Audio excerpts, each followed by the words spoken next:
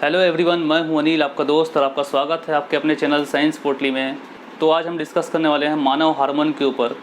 पिछले वीडियो में हमने डिस्कस किया था पिट्यूटरी ग्लैंड से या पीयूष ग्रंथि से निकलने वाले हार्मोन्स और उसका मानव शरीर पर प्रभाव या इफेक्ट। आज हम डिस्कस करने वाले हैं और दो प्रमुख ग्लैंड्स या ग्रंथियों के बारे में जिनसे मानव शरीर पर विभिन्न प्रकार के इफेक्ट पड़ते हैं या प्रभाव पड़ते हैं। तो आज हम देखने वाले हैं थायराइड ग्रंथि और पैराथायराइड ग्रंथि। तो थायराइड और पैराथायराइड ग्रंथि से कौन कौन से हार्मोन निकलते हैं और इनका शरीर पर क्या प्रभाव पड़ता है, इसके बारे में हम डिस्कस करने वाले हैं। तो आइए देखते हैं थायराइड ग्रंथि को। तो ये श्वसन नली के जस्ट ऊपर होता है। ये श्वसन नली हो गया, आपका दिख रहा है जो रिंग्स, श्वसन नली हो गया। इसके जस्ट ऊपर होता है आपका थायराइड ग्लैंड। थायराइड ग्लैंड ये आपका हो गया कंठ, ये हो गया आपका कंठ, जिसको बोलते हैं लैरिंग्स बोलते हैं या वॉइस बॉक्स बोलते हैं। ये वॉइस बॉक्स के नीचे और हमारे श्वास नली के ऊपर होता है। वॉइस बॉक्स ये देखिए, ये कंठ होता है और जस्ट इसके नीचे क्या होता है आपका थायराइड ग्लैंड होता है और उसके नीचे होता है आपका श्वास नली होता है। तो ये देखिए श्वास नली के ऊपर और वॉइस बॉक्स के नीचे ये होता है आपका थायराइड ग्लैंड। ये है आपका यहाँ से ये आकार का। तो थायराइड ग्रंथि को अवटु ग्रंथि के नाम से भी जाना जाता है। यह सबसे बड़ी अंतःस्रावी ग्रंथि होती है। मानव शरीर की सबसे बड़ी अंतःस्रावी ग्रंथि होती है थायराइड ग्रंथि। और मानव शरीर में सबसे बड़ी बहिस्रावी ग्रंथि कौन सी होती है? वो होती है लीवर या यकृत। तो आइए देखते हैं। अवटु ग्रंथि के नाम से जाना जाता है, सबसे बड़ी अंतःस्रावी ग्रंथि होती है और गले में श्वास नली के पास स्थित होती है, श्वास नली के जस्ट ऊपर और लैरिंग्स के कंठ के जस्ट नीचे। इसका आकार कैसा होता है आइए देखते हैं। इसका आकार देखिए तितली जैसा आकार है, इसका बटरफ्लाई जैसा आकार है। थायराइड ग्रंथि का आकार बटरफ्लाई या तितली जैसा होता है। तो तितली जैसा आकार होता है इसका। वजन देखिए 25 ग्राम, लगभग 25 ग्राम 20 ग्राम से 30 ग्राम के बीच होता है। एवरेज हम मान चलते हैं 25 ग्राम होता है वयस्कों में या एडल्ट्स में। अब थायराइड ग्रंथि से दो प्रमुख हार्मोन निकलते हैं। पहला है आपका T3, दूसरा है आपका T4। तो T3 को बोला जाता है ट्राई आयोडोथायरोनाइन हार्मोन। ट्राई आयोडोथायरोनाइन हार्मोन इसको बोलते हैं T3। और ये है आपका टेट्रा आयोडोथायरोनाइन हार्मोन, इसको बोलते हैं T4 या इसी कहा जाता है थायरोक्सिन हार्मोन। आइए देखते हैं इस ग्रंथि का या थायराइड ग्रंथि का मुख्य कार्य क्या है। तो थायराइड ग्रंथि का मुख्य कार्य होता है भोजन का ऑक्सीकरण व उपापचय दर को नियंत्रित करना या मेटाबॉलिज्म को नियंत्रित करना। ग्रोथ को भी नियंत्रित करता है और डेवलपमेंट को भी यह कंट्रोल करता है। मानव शरीर के ग्रोथ और डेवलपमेंट को कंट्रोल करता है। यह ग्रंथि भोजन में पाए जाने वाले आयोडीन का उपयोग करके ही क्या बनाता है? हार्मोन बनाता है। भोजन में आयोडीन की कमी पाई गई, हमारे भोज्य पदार्थ में आयोडीन कम पाया गया, तो इससे बहुत सारे विकृतियां पैदा हो सकती है शरीर में, बहुत सारी बीमारियां हो सकती है। इसीलिए कहा जाता है कि आयोडीन युक्त हमको नमक का सेवन करना चाहिए भोजन में। आइए देखते हैं अगर ये हार्मोन कम निकला या ज़्यादा निकला मानव शरीर कैसे प्रभावित होता है। तो आइए सबसे पहले देख लेते हैं कमी। अगर इस हार्मोन का कमी हो गया तो क्या इफेक्ट पड़ता है। तो हम सभी ने सुना है कि गर्भवती महिलाओं को या माताओं को क्या खाना चाहिए? आयोडीन युक्त नमक का सेवन करना चाहिए, जिससे क्या हो, उसका बच्चा स्वस्थ पैदा हो। उसी का कमी होने के बाद क्या होता है? क्रिटिनिज्म नाम का एक बीमारी होता है। क्रिटिनिज्म भी बोलते हैं जिसको। क्रिटिनिज्म नाम का बीमारी होता है जिसको बोलते हैं बौनापन। ये बच्चों में पाया जाता है। बच्चे माँ के पेट से ही कुपोषित होकर पैदा होते हैं। इसमें आयोडीन की कमी हो जाती है उनके बॉडी में, जिस कारण क्या होते हैं, बच्चे का शरीर बढ़ नहीं पाता, वह बौना हो जाता है। तो ये बोलते हैं बौनापन, ये बच्चों में पाया जाता है। ये आयोडीन की कमी से रोग होता है। दूसरा देखिए मिक्सिडीमा। दूसरा रोग है आपका मिक्सिडीमा। मिक्सिडीमा होता है वयस्कों में या एडल्ट्स में पाया जाता है मिक्सिडीमा, जिसमें क्या होता है, इनका वजन बढ़ जाता है। इनका वजन क्या होता है? बढ़ जाता है और शरीर पर सूजन हो जाता है, खासकर हाथ और पैर में बहुत ज़्यादा सूजन हो जाता है और त्वचा सूखी पड़ जाती है। कमी में देखा जाता है वयस्कों में कि शरीर क्या होता है? मोटा हो जाता है और सुस्त हो जाता है। शरीर क्या होता है? मोटा और सुस्त हो जाता है, वजन बहुत ज़्यादा बढ़ जाता है। थायराइड ग्लैंड अगर हार्मोन निकालना कम कर दे तो क्या होता है? शरीर मोटा हो जाता है, वह सुस्त हो जाता है। आइए देखते हैं अधिकता। अगर यही थायराइड ग्लैंड अधिक मात्रा में हार्मोन का स्त्रावण करने लग जाए तो उससे क्या फ़र्क पड़ता है हमारे शरीर पर। तो देखते हैं। सबसे पहले होता है ग्रेव्स रोग। ग्रेव्स GRAVES ग्रेव्स रोग होता है या ग्रेव्स डिजीज़ होता है, जिसको बोलते हैं ऑटो इम्यून डिजीज़ या ऑटो इम्यून बीमारी। हमारा जो प्रतिरक्षा प्रणाली होता है वो थायराइड ग्रंथि को अधिक मात्रा में हार्मोन निकालने के लिए प्रेरित करता है, जिससे बहुत ज़्यादा मात्रा में हार्मोन निकालने के कारण क्या होता है, हमारा जो थायराइड ग्लैंड होता है वो सूज जाता है या फूल जाता है, जिसमें स्वेलिंग हो जाता है। इसको बोलते हैं ऑटो इम्यून बीमारी। ये होता है आपका ऑटो इम्यून बीमारी, जिससे ग्रंथि बहुत ज़्यादा फूल जाती है। दूसरा देखिए, सभी लोग पढ़े होंगे, क्लास 8 में पढ़े होंगे, क्लास 7 में पढ़े होंगे साइंस में, ये होता है आयोडीन की कमी की वजह से होता है, जिसको बोलते हैं गॉइटर या घेंघा बोलते हैं। गॉइटर या घेंघा रोग बोलते हैं। गॉइटर या घेंघा रोग होता है जिसको गलकंड भी बोला जाता है।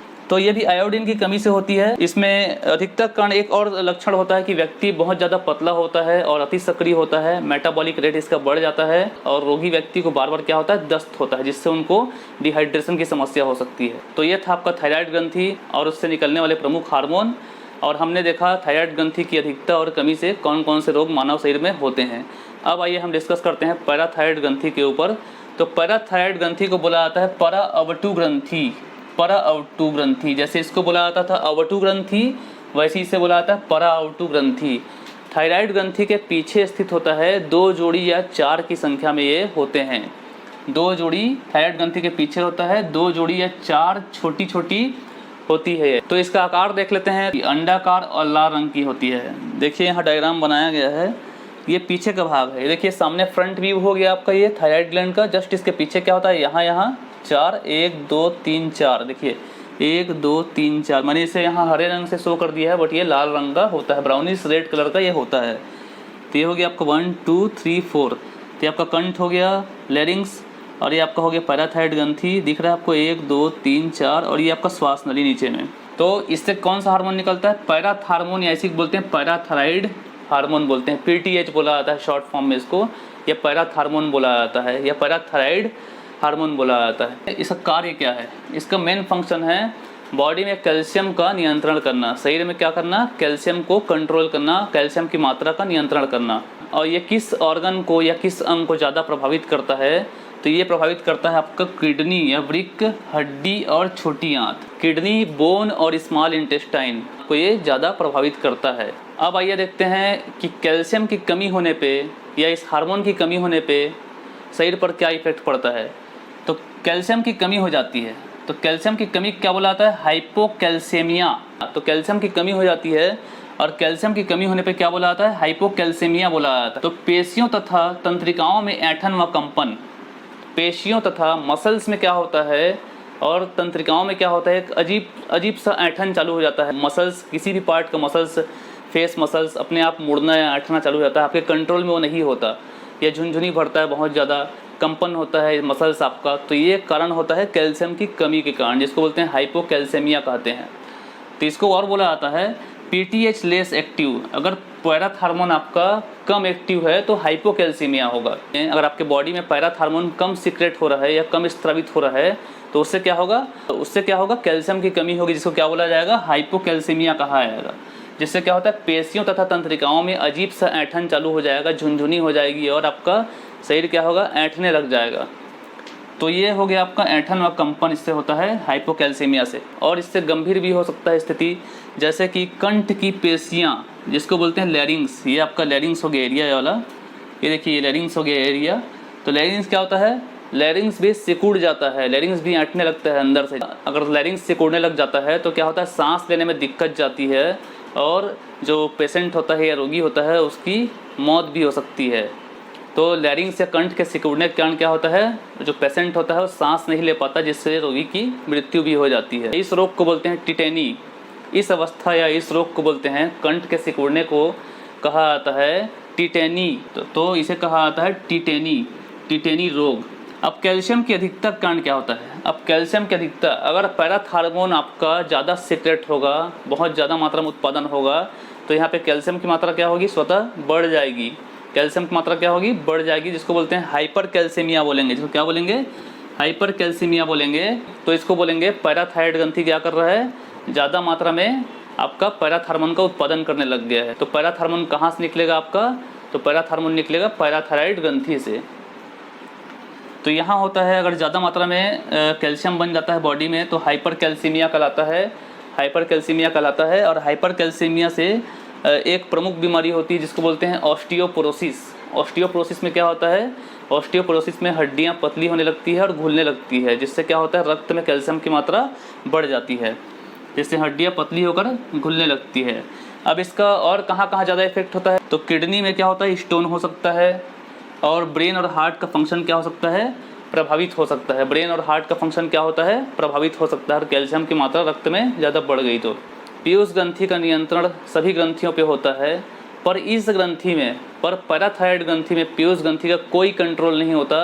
ये स्वतः ही क्या करता है, कैल्शियम को कम और ज़्यादा कर लेता है बॉडी में, और कैल्शियम कम हो गया तो ये ज़्यादा रिलीज़ करने लग जाता है, और ज़्यादा हो गया कैल्शियम तो कम रिलीज़ करता है। तो इसका कंट्रोल स्वयं से होता है। पैराथायराइड ग्रंथि जो होता है पीयूष ग्रंथि के कंट्रोल में नहीं काम करता, ये स्वयं अपना कंट्रोल खुद कर लेता है। इस ग्रंथि पर पीयूष ग्रंथि का नियंत्रण नहीं रहता, इसको याद रखिएगा आप।